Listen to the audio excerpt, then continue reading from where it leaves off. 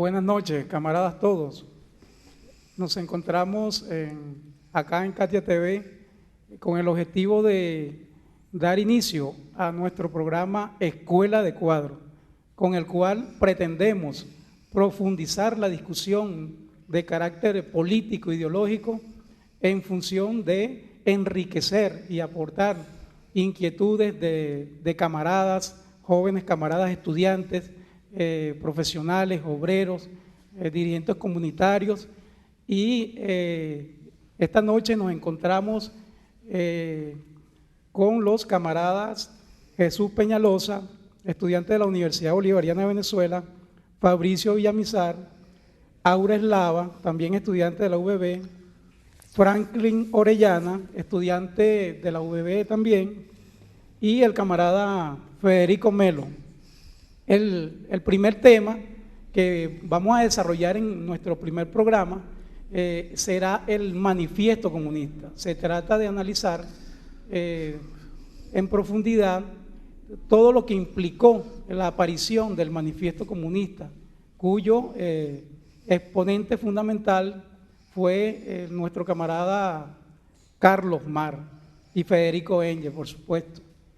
Para ellos, el camarada Federico Melo nos va a hacer una introducción para que nos introduzcamos en el tema y así vayamos comenzando este conversatorio.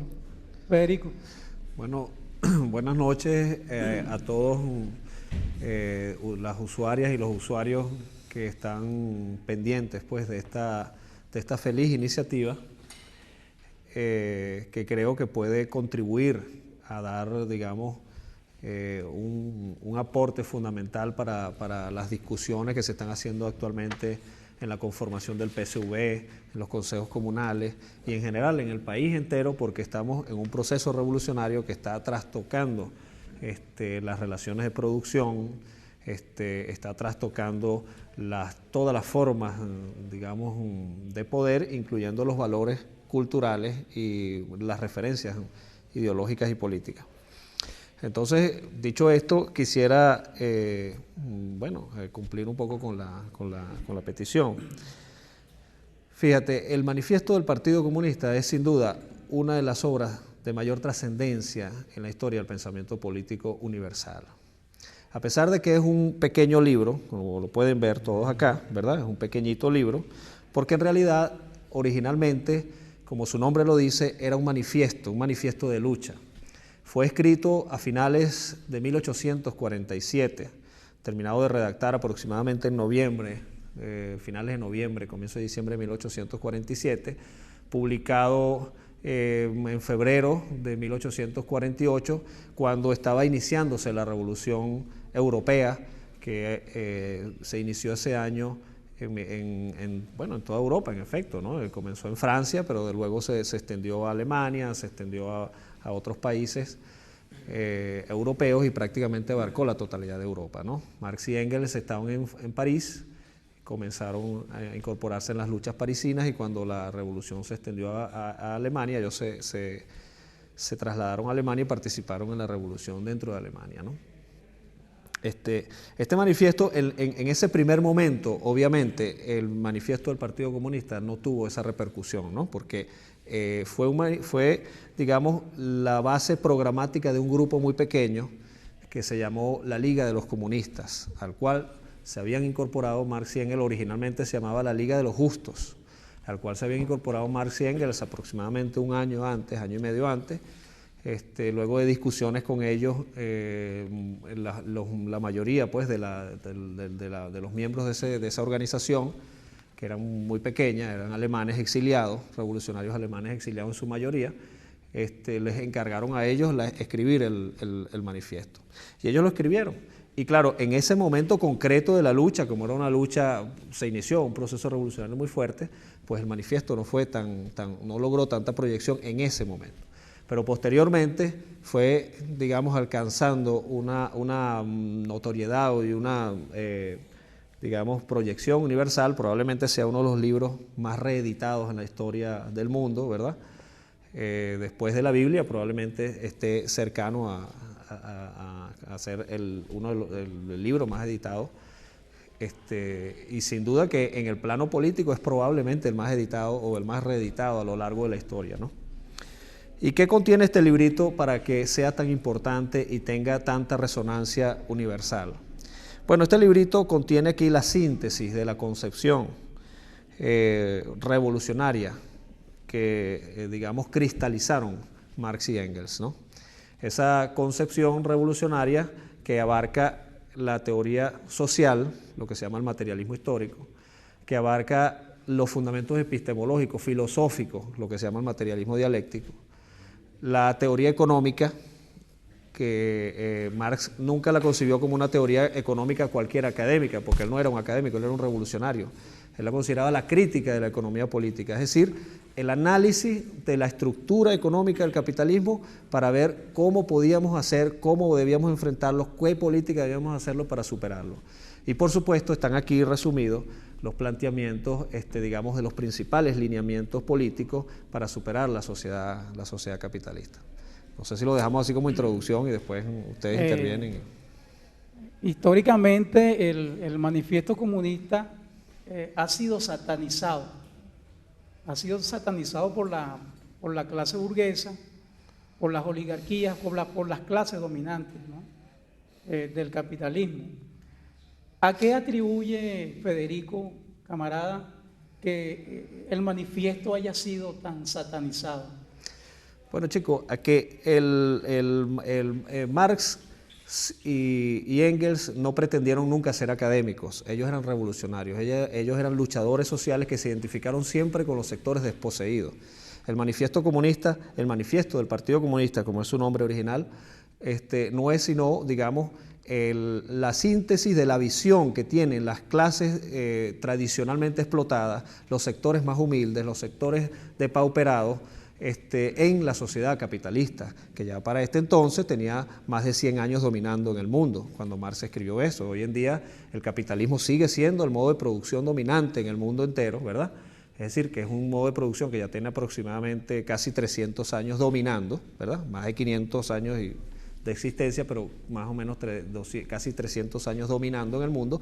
Y por eso este manifiesto, aun cuando haya detalles que haya que cambiar, sigue siendo muy importante para nosotros, para entender la dinámica del capitalismo contemporáneo y para, digamos, plantearnos cuáles son los lineamientos esenciales de la lucha para la superación del capitalismo y para la construcción de una nueva sociedad justa, igualitaria, donde no haya marginales, pero tampoco puede haber ricos, pues esas diferencias de clases tan enormes que existen y que son lógicas y consustanciales al capitalismo. Entonces, los grandes dominantes, la gente dominante, la gran burguesía, siempre le ha tenido miedo a que este pequeño librito sea un ariete, ¿verdad?, para la organización popular y para la lucha contra los intereses de esos mismos grandes señores que tradicionalmente han dominado, pues, ¿no? Sí, el manifiesto comunista está considerado uno de los documentos históricamente más importantes, ¿no? Porque el marxismo como tal está considerado como un método científico de estudio de las realidades sociales, ¿no? Y dentro de este análisis marxista se manejan varias categorías, entre las que podemos mencionar una de las más fundamentales es la relativa a la lucha de clases. ¿Qué plantea Marx allí dentro de lo que es el manifiesto comunista en relación a la lucha de clases? Bueno, fíjate, él aquí hace una síntesis histórica de lo que ha sido la evolución de la sociedad hasta ese momento, explica el surgimiento del capitalismo, explica cómo el capitalismo surgió sobre la base de la destrucción o de la superación de los anteriores modos de producción y de la creación de una nueva sociedad, digamos, donde existen esas diferencias, pues esas grandes diferencias. Entonces él plantea y él explica cuáles son las razones por las cuales se dan la lucha de clases. O sea, no es que Marx estimula la lucha de clases, sino que él explica las razones por las cuales las luchas de clases se dan de manera natural en la sociedad. Él descubre las razones por qué se da la lucha de clases. Eso es una de las tergiversaciones que se hace, que a veces se dice que Marx es un tipo que estimula la violencia o que estimula la lucha de clases. No es que Marx la estimule, Marx la descubrió y simplemente le enseña a los humildes cuáles son las razones por las cuales se dan esa lucha de clases y cómo debe organizarse y cómo debe luchar para que los intereses de los humildes, ¿verdad?, se conviertan en los intereses dominantes en la sociedad. Y eso es básicamente cuando él habla en el capítulo, el libro está dividido en 4 capítulos, los 2 primeros capítulos tratan sobre eso. El primero, que se llama Burguesía y Proletarios, explica el desarrollo del capitalismo, explica cuáles son los elementos fundamentales de la burguesía y del proletariado. Y luego, en el que se llama Proletarios y Comunistas, explica cuál es la relación entonces de la organización de los proletarios, es decir, de los trabajadores. Proletarios son los trabajadores explotados, y su organización revolucionaria que Marx proponía en ese momento. Él propone que se llame Partido Comunista. Ya hablaremos de eso por qué. Federico, me parece también interesante, dentro de lo que es la discusión de dónde nace la lucha de clase, también es el problema de lo económico. Hablabas al principio de que la lucha de clase se basa principalmente también en la estructura económica que va generando unas relaciones sociales. De por sí, el manifiesto comunista comienza diciendo que toda historia humana, de la sociedad humana, es una historia de lucha de clase. Y aquí actualmente se quiere hacer ver que es dentro de la revolución que se están generando esas luchas, que nunca existieron esas luchas de clase. Por eso me parece interesante aclararla, porque siempre existió esa lucha. Sin embargo, ahora es que se está dando pública, porque el proletariado, que entiéndase, el pueblo, las personas que estamos, o que siempre fuimos y aún seguimos siendo hasta cierto modo dominados por el capitalismo, estamos defendiéndonos, estamos atacando esas estructuras económicas. Me parece también interesante, dentro de lo que es la realidad actual, en la reforma constitucional, el proceso económico actual, se están nacionalizando ciertas empresas de importancia en Venezuela, se está tocando el tema del Banco Central. Entonces, es esa estructura económica que mencionábamos anteriormente, que es necesaria cambiar para que las relaciones sociales en nuestro país puedan ser también internacionalizadas, pueda también transformarse por una revolución. Sería interesante también tocar ese tema. Sí, fíjate 2 cositas, ¿no?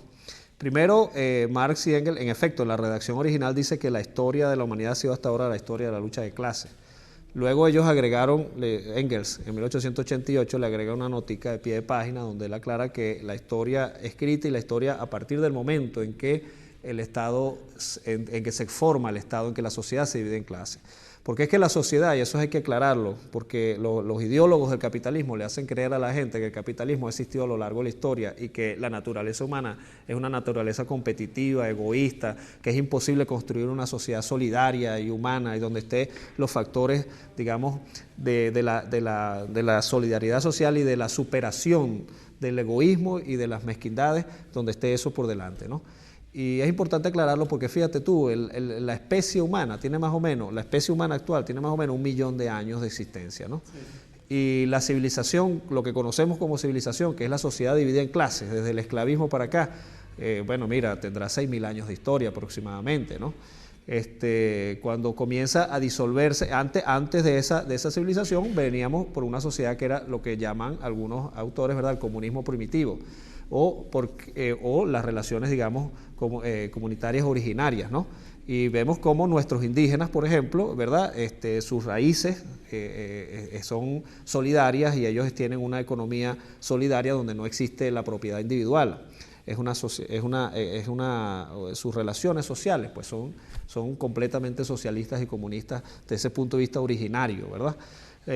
Cuando comienza digamos, el ser humano, la sociedad, comienza a generar mecanismos más allá de la recolección, más allá de la caza, más allá de la pesca, comienza a generar mecanismos, a desarrollar cierta tecnología, ciertos instrumentos, a darse cuenta de que puede sembrar y que puede acumular riquezas y que entonces comienzan a darse luchas por los mejores sitios, las mejores tierras, y en esas luchas los que son derrotados comienzan a ser utilizados como esclavos y comienza la sociedad a dividirse en clases. La primera sociedad de clases fue la sociedad esclavista, donde existían las dos clases fundamentales, eran por supuesto los dueños de los esclavos y los esclavos, pero existía por supuesto una gama intermedia como hoy en día, que vemos que hay los capitalistas y los proletarios, pero hay una clase media y hay sectores medios, ¿no? Entonces, desde ese entonces viene la lucha de clases. Pero está relacionada directamente con la aparición de la propiedad privada como tal. Claro, porque el esclavo era, o sea, el esclavo, los excedentes de la riqueza, ¿verdad? Aquellos que se destacaban en la guerra, los caudillos, etcétera, comenzaron a apropiarse de ese excedente de riqueza y comenzaron además a convertir al esclavo en un instrumento de trabajo, en una fuerza productiva personal, una apropiación, era una cosa, el esclavo era como un animal, ¿entiendes? Era una cosa que le pertenecía. Comenzó la propiedad privada, la primera forma de propiedad privada, que fue la forma esclavista, donde el esclavo trabajaba, de los 7 días de la semana, trabajaba 6 días para el esclavista, y un solo día para sobrevivir. O sea, él mismo tenía que producir lo que sobrevivía. Luego, con el feudalismo, digamos que ya existía un mayor desarrollo técnico, digámoslo así, se producía un poco más de riqueza. La gente tenía una apariencia, los siervos de la gleba tenían una apariencia de mayor libertad frente a los esclavos, y entonces le trabajaban al señor feudal de los 7 días de la semana, le trabajaban 4 o 5 días, y había 2 o 3 días, dependiendo del negocio, que trabajaban para ellos, ¿verdad? Con parte de las tierras del señor feudal. Y finalmente, en el capitalismo genera la impresión, lo que Marx llama la fetichización de las relaciones mercantiles, genera la impresión de que el hombre es libre. El hombre es libre, pero es libre simplemente para elegir su esclavista, ¿me entiendes? Porque una persona que no tiene trabajo no puede ser libre porque se muere de hambre, tiene que salir a buscar, y cuando existen muchos desempleados, entonces tiene que salir a buscar las condiciones en que lo imponga el burgués. Y bueno, generalmente le imponen condiciones muy leoninas, pues en condiciones normales, ¿no?, del capitalismo. Sí. Bueno, profesor, tocando un poco el punto sobre la propiedad privada, ¿no? Uno de los puntos del manifiesto comunista habla sobre abolir la propiedad privada, ¿no? Y que los medios de producción pasen a manos del proletariado. Pero cambiando un poco la cuestión ahorita lo que es el proceso revolucionario y lo que es ahorita la reforma constitucional, creo que es el artículo 115, que habla sobre las distintas formas de propiedad, la cual sea diversificada, ¿no? Habla sobre, se garantiza la propiedad privada, la propiedad pública, la propiedad comunal. Entonces, porque había una tergiversación sobre lo que es la propiedad privada, y durante este proceso revolucionario nos han dicho que, bueno, si tienes un casa te van a quitar una, y todo esto, toda esta manipulación, ¿no? Un poco para aclararnos ese punto. Sí, fíjate, este problema hay que verlo en 2 niveles, ¿no? Uno, lo que es el problema en sí de la teoría marxista, que tiene que ver con cómo funciona el capitalismo, ¿no? Y otro es el problema del estado actual del proceso revolucionario venezolano. Fíjate, lo que se trata, y justamente los enemigos del proceso confunden a la gente y lo estigmatizan al marxismo, y además confunden a la gente en el proceso revolucionario diciendo que es que le van a quitar toda la propiedad privada. No es verdad. O sea, la propiedad privada personal, tu casa, tu carro, las cosas que tú tengas X, ¿verdad? Tus libros, tu ropa, eso es tuyo, eso no te lo puede quitar nadie. De lo que se trata es que de los medios de producción, o sea, los medios de producción son los elementos fundamentales, la fábrica, la tecnología, las materias primas, la tierra, etcétera, ¿verdad? Que son la base para que la sociedad pueda producir lo que necesita para existir, ¿ok? Porque se necesita que produzcamos comida, ropa, etcétera, ¿verdad? Esos medios de producción, cuando están en manos del capitalista, ¿verdad? El capitalista tiene una lógica perversa, digamos, según la cual lo que le importa es su ganancia y no le importa la sociedad. Hace poco aquí en Venezuela, y me perdonan esta digresión, leí hace como cosa de 2 o 3 meses, leí que en Venezuela por primera vez, como en no sé cuántos años, un montón de años, el sector cafetero tenía grandes excedentes de producción. Entonces fíjense ustedes la lógica de ello, ¿no? La lógica de ella es que hay grandes excedentes de acuerdo a la capacidad de consumo del mercado para mantener su cuota de ganancia. ¿Qué le pedían ellos al Estado?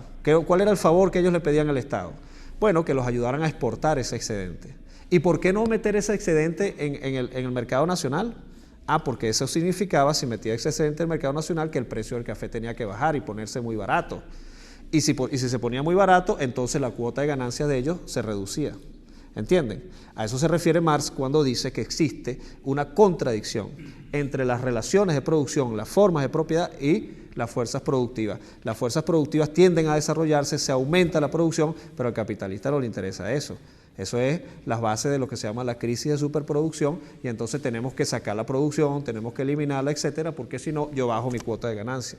Lo lógico es, si desde el punto de vista socialista no vamos a meter eso, vamos a abaratar eso y vamos a abaratarlo tanto y aumentar tanto la producción que en algún momento lo podamos distribuir de acuerdo con las necesidades de la gente. Pero esa no es la lógica del capitalismo. No sé si... ¿ah? Ok, bueno, vamos a un corte y ya regresamos con este interesante tema.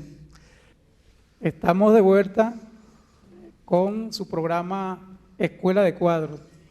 Vamos a continuar analizando los planteamientos contenidos en el Manifiesto Comunista. Federico, uno de los planteamientos centrales que contiene el manifiesto es lo relativo a la explotación del hombre por el hombre, ¿no?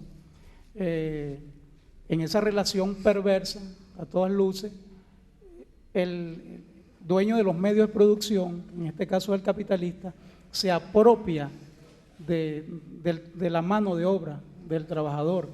Explícanos más o menos cómo se da ese proceso que origina la acumulación del capital. Sí, fíjate que es importante eso, porque la gente cree a veces que cuando los marxistas hablan de la explotación del hombre por el hombre, se refiere a que hay un tipo ahí que le está cayendo a fuetazos a otro, ¿no? Y entonces, aunque históricamente ha habido momentos en que eso ha sido así, o sea, el problema central no es la cosa, digamos, aparente, fenoménica, lo que tú ves, sino que es una relación social. La relación de explotación quiere decir que hay un sector de la sociedad, generalmente, o sea, mínimo, ¿verdad? Mínimo, pequeñito, que tiene, digamos, se apropia de la inmensa mayoría de la producción social, de lo que produce la inmensa mayoría de la sociedad. Y se apropia de eso con una lógica, tiene una lógica, ¿verdad? Que a uno le parece normal, porque desde chiquitico, desde que nace uno ve la cosa, y además eso se lo enseñan en la escuela, y además eso lo ven los medios de comunicación, y además eso lo ven en todas partes, y la lógica es que el señor que pone el capital, que pone el dinero, es el señor, el dueño de lo que tú produces, ¿entiendes? En el caso concreto del capitalismo. Y entonces resulta que tú mismo sientes que eso que tú estás produciendo no es tuyo, es del señor, ¿entiendes? Tú eres una parte de ese proceso de producción, eres como una tuerca, eres como un instrumento, ¿ves? Y entonces eso es lo que llama Marx la cosificación del ser humano. Y la fetichización de las relaciones es que la gente no ve lo que es real. Lo que es real es que el trabajo, o sea, la riqueza, lo que se hace en el trabajo es producto del trabajador. No es producto del que pone el dinero, ¿entiendes? Es producto del trabajador, del que hace el trabajo. Entonces, cuando Marx dice que existe una contradicción entre las relaciones de producción, es decir, las relaciones de propiedad y las fuerzas productivas, quiere decir que en la medida en que la sociedad va desarrollando cada vez más capacidad de producir cosas, ¿verdad? Resulta que se reduce, o la tendencia natural dentro del capitalismo es que se reduzca el número real de gente que se apropia de la mayor cantidad de riquezas, ¿entiendes? Y llega un momento en que esto es una irracionalidad de tal magnitud, que llega y hay eclosiones sociales. Por ejemplo, en el caso de Venezuela, el 27 de febrero. O sea, llegó un momento en que la inmensa mayoría de la sociedad venezolana no podía seguir soportando la miseria, el hambre y el abuso, ¿verdad?, de la élite dominante, que era la gran burguesía y era la clase política en ese momento aliada de la gran burguesía, que justificaba que los pobres tenían que ganar menos, ¿verdad? Porque ese es el mercado, porque ese es el mercado de trabajo, ¿verdad? Ese es el mercado de la fuerza de trabajo y esa es la lógica del mercado. Mientras resulta que las ganancias eran mayoritarias. Resulta que la política económica entonces era: vamos a reducir los gastos sociales inservibles, los gastos inservibles. Y los gastos inservibles resulta que los gastos que iban a la gente. Y entonces la gente pasando hambre, y resulta que un sector pequeño cada vez más rico, más inmensamente rico. Eso es la naturaleza, la lógica del capitalismo, y el estallido del 27 y 28 de febrero en Venezuela es la consecuencia lógica, y ha pasado no solo en Venezuela, ha pasado en muchos países, en muchas partes del mundo. Ok, para ese camarada que nos está escuchando ahorita y que es víctima de la explotación del capital. Un camarada que se levanta a las 4 o 5 de la mañana para llegar a su trabajo, que trabaja de manera responsable, cumple con su horario de trabajo, pero que lamentablemente el salario que obtiene a cambio de la venta de su fuerza de trabajo no le alcanza ni siquiera para las condiciones mínimas de subsistencia.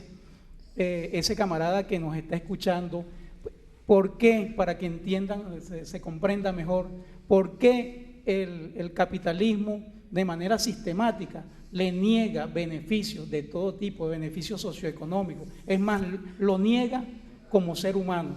¿Por qué tú crees eso que sucede dentro de la lógica capitalista?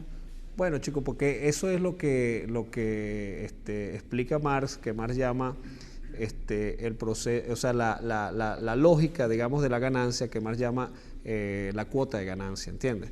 O sea, el capitalista siempre está buscando mantener su cuota de ganancia. Eso no es un problema de precio, los precios son la apariencia, es un problema de cuál es el margen de ganancia.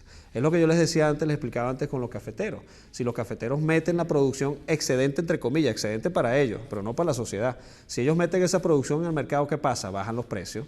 Y eso es conveniente para la sociedad, eso es conveniente para todo el mundo. Pero no es conveniente para ellos porque baja su cuota de ganancia, ¿entiendes? Y entonces ellos dicen, no es rentable el negocio. No me es rentable que yo lo meta. Entonces, esa lógica del capitalismo hace que los capitalistas tiendan a disminuir las concesiones que hacen. Y la gente tiende a buscar mayores concesiones y entonces ahí comienza la lucha de clases, el enfrentamiento, ¿entiendes? Que comienza por cosas pequeñas, pues el aumento de salario, el aumento de condiciones, pero que llega finalmente a una gran lucha política, ¿verdad? Por el poder político del Estado y por a quién representa, a qué intereses representa el Estado. Pues históricamente en Venezuela el Estado siempre representó a las clases dominantes, a la burguesía y a sus aliados. Y hoy en día, en cambio, el Estado venezolano representa a la inmensa mayoría de los que siempre han sido desposeídos y por eso algunas medidas que toma el gobierno del presidente Chávez, bueno, son vistos digamos, con aprehensión por parte de los que siempre gobernaron y que antes, en los gobiernos de antes, las medidas que tomaban eran a favor de ellos, ¿no? Era a favor de ellos y entonces era la gente la que sufría cuando eliminaban los programas sociales, etcétera, etcétera. Entonces ahora son ellos los que se quejan y los que tienen temor porque la distribución de la riqueza se hace de otra manera. Exactamente ahí como está diciendo usted, quería agregar otra parte ahí.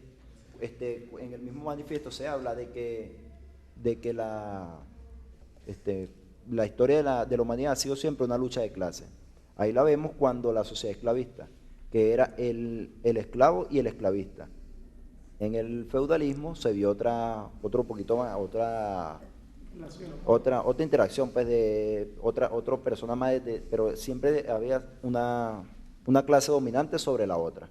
Vemos ahorita, dentro del sistema, vamos a pasar al sistema capitalista, que vemos cómo se transforma para hacernos creer que somos mejores, que pertenecemos a diferentes tipos de clases. Ahí vamos a la clase media baja, clase media alta, clase media un poquitico que tiene más.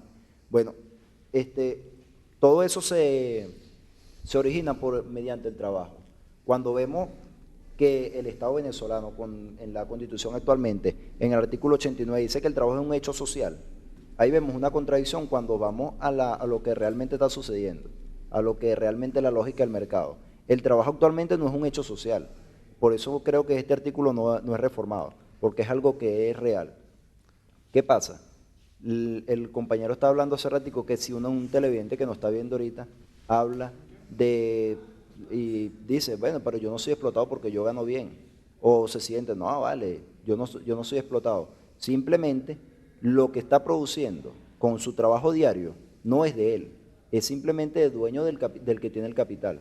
Entonces, eso es una de las cosas que uno ve, que uno se tiene que dar cuenta, y la mayoría de las personas se debe dar cuenta, que si lo que yo estoy haciendo, que es un trabajo que es social, no está beneficiándonos al grupo que estamos aquí, si solamente beneficia al dueño del capital, al capitalista, es simplemente ya un espacio es un modelo, una explotación. Entonces, ¿qué opinión le daría, bueno, desde el punto de vista suyo, a una persona que es explotada, sabe que es explotada porque no está teniendo, pero en su conciencia, yo gano bien, ¿cómo usted le diría que es explotado? Fíjate, es interesante la pregunta, pero déjame aclararte algo con respecto a la Constitución. O sea, el trabajo siempre es un hecho social.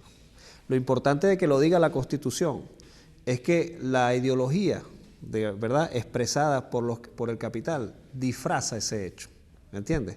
O sea, de acuerdo con los intelectuales que Gramsci llamaba los intelectuales orgánicos del capitalismo, es decir, los mercenarios del capitalismo, ¿verdad?, como Emeterio Gómez, etcétera, lo más importante en el proceso económico no son los trabajadores, sino que es el empresario, ¿me entiendes? Y es lo que ellos llaman la utilidad marginal, o sea, la ganancia del empresario es lo que justifica el proceso de producción. Entonces ellos consideran que el trabajo no es un hecho social o no es un hecho relevante socialmente hablando, ¿ves? Entonces cuando la Constitución lo expresa, que le está diciendo la Constitución, ¿verdad?, que para el Estado venezolano, que está, digamos, guiándose por ello, o que esa Constitución es su corazón, ¿verdad?, para el Estado venezolano, el nuevo Estado venezolano, ahora, ¿verdad?, lo relevante son los trabajadores, ¿entiendes? O sea, se está, digamos, rescatando la relevancia del trabajo como el hecho central de la organización de la sociedad. Eso es lo enormemente importante de ahí. Y en relación al punto que tú decías, es que, mira, eso es muy importante también, porque también hay esa cosa que Marx decía, el fetichismo, ¿no?, y la fetichización de las relaciones. Es decir, hoy en día se da, y te voy a poner ejemplos concretos, por ejemplo, hoy en día se da el hecho de que los trabajadores, los obreros petroleros o los obreros de las empresas básicas ganan más que la inmensa mayoría del resto de los trabajadores.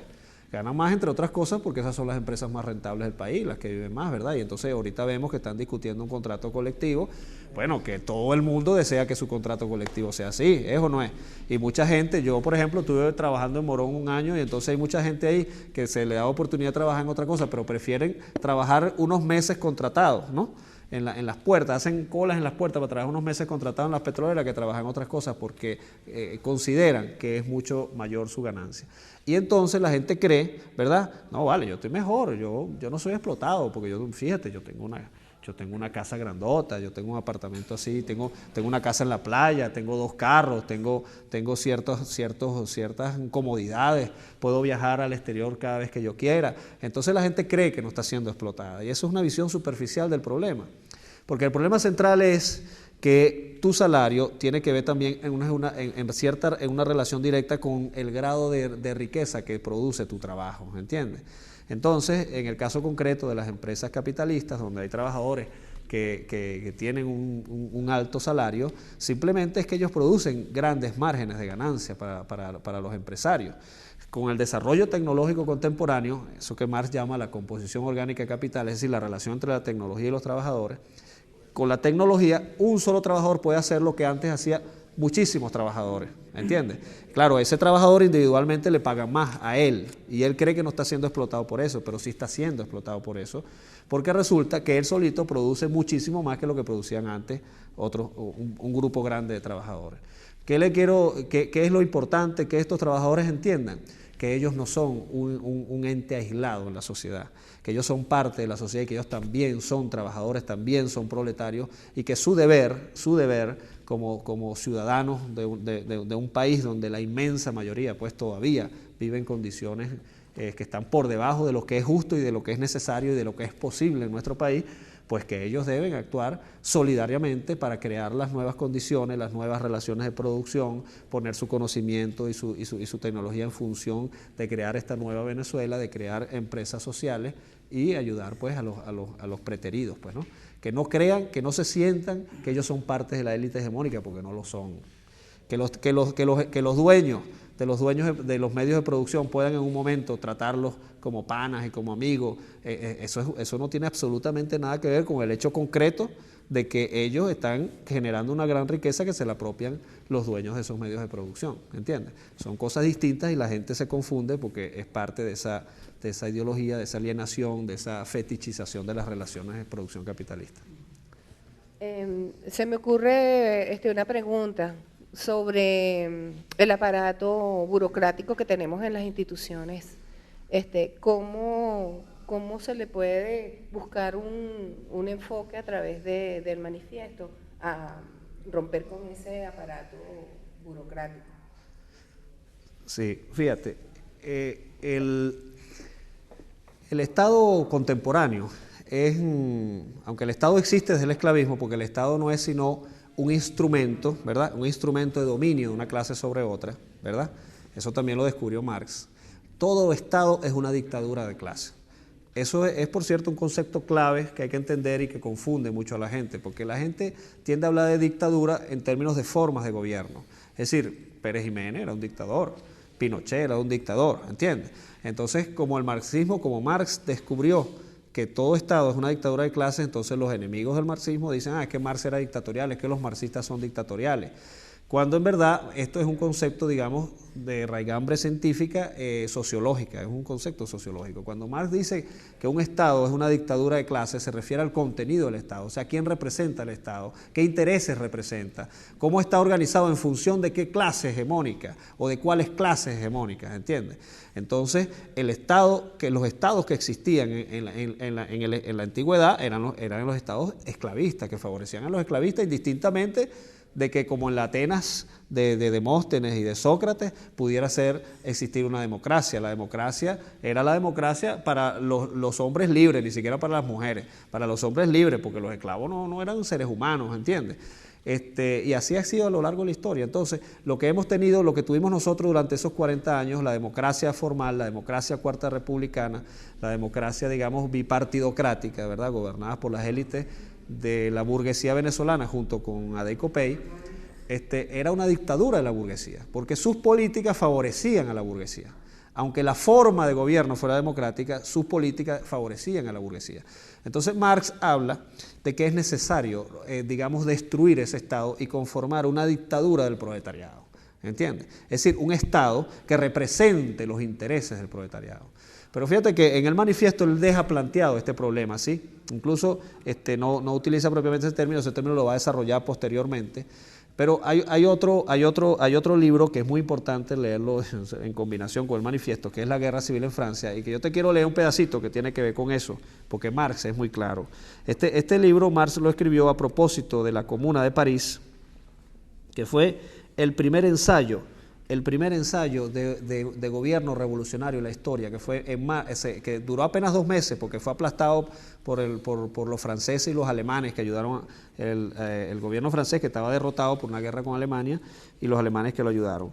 Fíjate que Marx dice, la variedad de interpretaciones a que ha sido sometida la Comuna y la variedad de intereses que la han interpretado a su favor demuestran que era una forma política perfectamente flexible, a diferencia de las formas anteriores de gobierno, que habían sido todas fundamentalmente represivas. He aquí el verdadero secreto. La Comuna era esencialmente un gobierno de la clase obrera, fruto de las luchas de la clase productora contra la clase expropiadora, la forma política al fin descubierta para llevar a cabo la emancipación económica del trabajo. ¿Qué quiere decir Marx con esto? Él quiere decir, primero, que la Comuna era un Estado profundamente democrático, en su forma. Él dice la forma al fin descubierta, ¿ves?, cómo se expresa el gobierno. Y la Comuna era elección directa. La Comuna eran elecciones directas y revocatorio. Los primeros, los que inventaron el revocatorio, fueron los comuneros. Es decir, los revolucionarios de la Francia de 1871. Nosotros en eso estamos apropiándonos de una tradición del movimiento revolucionario, ¿entiendes? Entonces, ¿qué quiere decir esto? Fíjate, que nosotros hemos recibido un Estado, volviendo a la realidad concreta nuestra, que nosotros hemos recibido un Estado que fue construido, ¿verdad?, por los representantes de la burguesía. Entonces, ese Estado que hemos recibido tiene una cantidad de recovecos, una cantidad de lógica, ¿verdad?, burocrática, ¿verdad?, que tiende a complicar las cosas porque tiende a favorecer a las clases dominantes, tiende a favorecer la contratación con los grandes empresarios y no con los señores humildes, y no con las cooperativas, y no con las pequeñitas empresas, ¿entiendes? Y esa lógica hay que romperla. Esa lógica se ha comenzado a romper por la vía de las misiones, se ha comenzado a romper por la vía de la creación de nuevas estructuras realmente que vienen de abajo, como los consejos comunales, que los consejos comunales son, en cierta forma, la herencia de la Comuna de París. Claro que todavía es en germen, ¿ok? Porque la Comuna de París manejaba todo el poder. Entonces este es en germen. Nosotros necesitamos un Estado que sea directamente controlado por la sociedad. hay que crear nuevas formas de sociedad y por sus trabajadores. Cuando Marx dice un Estado que actúe directamente por la emancipación del trabajo, quiere decir que para que un Estado sea considerado revolucionario, no basta que estén en el gobierno una gente que se identifique con la revolución, sino que tienen que actuar decididamente por la liberación de los trabajadores, por la liberación de los explotados, por digamos, superar todas los grandes problemas y las grandes diferencias de clases y sociales. No sé si me expliqué. Sí. Pero también dentro del marco de lo que se plantea de la necesidad de estructurar el Estado y de la necesidad de crear unos nuevos mecanismos que generen mayor felicidad posible para el pueblo, entonces también está la vigencia, pues, cómo nosotros adaptamos ahora en nuestra realidad actual con nuestros consejos comunales, se está hablando también del PSU, nuestras redes sociales, nuestros consejos obreros, ahora la reforma también habla de consejos estudiantiles, cómo nosotros entonces ahora desde nuestras realidades podemos ir aplicando cuál es el papel individual y colectivo dentro de lo que es la transformación del Estado y dentro de lo que es la nueva reestructuración de una mejor sociedad.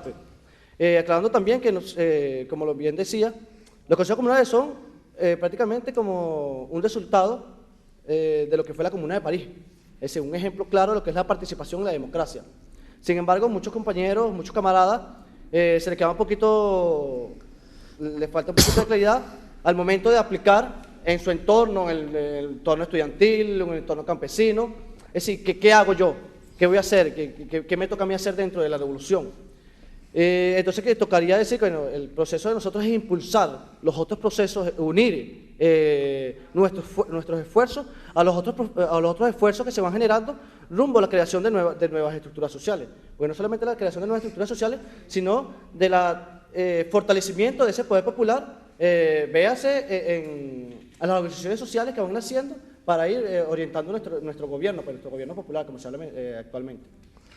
Bueno, sí, yo comparto contigo. Fíjate, el desideratum, la esencia de la revolución bolivariana es la democracia participativa. Y la democracia participativa está enmarcada dentro de la tradición del movimiento revolucionario, incluyendo el marxismo. Esto de la Comuna de París era democracia participativa. Ahora, eso no quiere decir que esto sea consecuencia de eso, ¿no? Sino que está enmarcado dentro de esa tradición, pero en realidad este proceso nuestro está profundamente enraizado en nuestra historia, en nuestra realidad y en nuestra lucha de clases, ¿entiendes? Entonces, ¿qué es lo que deben hacer los revolucionarios en esto? Es profundizar la democracia participativa. A través de todas las formas que se están creando para que la gente participe. Tenemos que crear y consolidar los consejos comunales. Por supuesto, la gente no nace aprendida y esto no es fácil, ¿entiendes? Y se cometen errores y tal, pero lo importante es levantarse sobre esos errores, volver a insistir, organizarse en todo a través de los consejos obreros, a través de los consejos estudiantiles. El PSU es un instrumento, digamos, para organizar a los revolucionarios que desean transformar esto, ¿ves? Es el instrumento, digamos, de la gente que tiene una mayor disposición a activar, a estar permanentemente luchando por esto, ¿verdad? Pero el PSU tiene que ser la prefiguración de la sociedad que nosotros aspiramos. Si nosotros aspiramos a una sociedad libre de explotadores y de explotados, si nosotros aspiramos a una sociedad donde todo se decida por la democracia participativa, por el pueblo, nosotros tenemos que construir un instrumento que sea así, es decir, donde no haya una élite burocrática que se imponga sobre la mayoría, sino que todas las decisiones sean producto de la discusión de las mayorías, todo salga de abajo hacia arriba, como lo ha dicho bien el presidente, ¿verdad? Y donde nosotros además luchemos desde adentro contra la corrupción y contra todas las lacras sociales. O sea, el PSUV tiene que ser la escuela de formación de los revolucionarios que a su vez van a construir toda la sociedad, la nueva sociedad socialista, cuya base, repito, es la democracia participativa, porque en el fondo la dictadura del proletariado tiene que ser un gobierno mucho más democrático que cualquier democracia burguesa que haya existido hasta ahora. ¿Okay? Sí, cuando se habla de esa categoría marxista, la dictadura del proletariado, eso causa terror en ciertos sectores, ¿no? Fundamentalmente en la burguesía, ¿no? Pero los planteamientos contenidos en el manifiesto comunista, Federico, son una herramienta filosófica que sirve para liberar a la humanidad entera, a la clase obrera, a los oprimidos de toda la vida. Pero eso tiene que haber una manera de que eso se concrete en la práctica. ¿Cuál es el papel de la clase trabajadora, la clase obrera, en lo que tiene que ver con la organización política de un frente, de un partido, que realmente sea instrumento para transformar estas estructuras de la lógica capitalista, que no es fácil transformar de un día para otro y que el proceso revolucionario venezolano está demostrando que no es fácil? ¿Cuál es la clave, camarada? ¿Será la organización? ¿Qué piensa? Sí, evidente. Fíjate, es una complejidad, es una multiplicidad de factores, pero evidentemente que el eje de ese factor es la organización que tiene que ayudarnos a aumentar la conciencia. O sea, la sociedad existe independientemente de lo que nosotros querramos y independientemente de lo que nosotros creamos, ¿ok? Simplemente existen las clases sociales, esas son las clases en sí, existen, están ahí. Pero nosotros, los revolucionarios, ¿verdad?, debemos luchar y debemos contribuir y debemos hacer todo lo posible, como este programa que me parece maravilloso para contribuir a eso, ¿verdad?, para que la gente, las distintas clases sociales no solamente sean clases en sí, sino también clases para sí. Es decir, que tengan conciencia de su papel dentro de la sociedad. En Venezuela yo creo que hemos avanzado mucho en eso. Tal vez nos falta todavía, ¿no? Pero yo creo que gracias al presidente, uno de los grandes méritos del presidente Chávez es haber contribuido a que la gente, el pueblo venezolano, tenga conciencia de su condición, ¿ves?, de explotado, de su condición de siempre marginado y de cuál es el camino para luchar por su liberación. Entonces todos debemos empujar en ese camino. Yo creo que una herramienta como esta es muy importante, que debe multiplicarse en todas partes, en todos los escenarios venezolanos, y que, bueno, debemos seguir adelante luchando para que la gente entienda. El manifiesto, como decía al comienzo, es un instrumento para eso. Todo el mundo debe leerlo. Claro, la gente que a lo mejor no tiene ciertas herramientas históricas, a lo mejor no entiende, porque hoy en día hay muchas alusiones históricas. Pero hay que hacer un esfuerzo y hay que buscar de repente un diccionario y hay que buscar a alguien que le explique, mira, ¿qué quiere decir esto aquí? Porque hay que hacer un esfuerzo, porque este es uno de los libros fundamentales, que aquí está sintetizada una de las concepciones ideológicas más importantes para todo revolucionario, para todo el que quiera comprender el capitalismo y para todo el que quiera superar el capitalismo y construir una sociedad de iguales, justa y solidaria, que es, según Marx, ¿verdad?, el comunismo, que como la etapa muy superior del desarrollo socialista. Agradecemos a los camaradas Fabricio Villamizar, Jesús Peñalosa, Aura Eslava, Franklin Orellana, Federico Melo y quien les habla, Luis Álvarez, por haber participado en este programa. Queremos informar a nuestros camaradas televidentes que este programa será transmitido por Katia TV todos los jueves, después del programa Toda la Patria, una escuela. Queremos informarle también que seguiremos en el próximo programa profundizando en este tema, ya que el manifiesto comunista abarca multiplicidad de facetas y en próximos programas seguiremos profundizando y haciendo un llamado de que estos debates tienen que todo el mundo, todas las comunidades, los trabajadores, todos los sectores, amas de casa, profundizar, vamos a buscar en el diccionario, vamos a desmontar todas esas categorías, esas falsas categorías que nos sembró el capitalismo en nuestro interno y vamos a profundizar. Y la invitación es esa, al debate y a la construcción. Hasta la victoria siempre.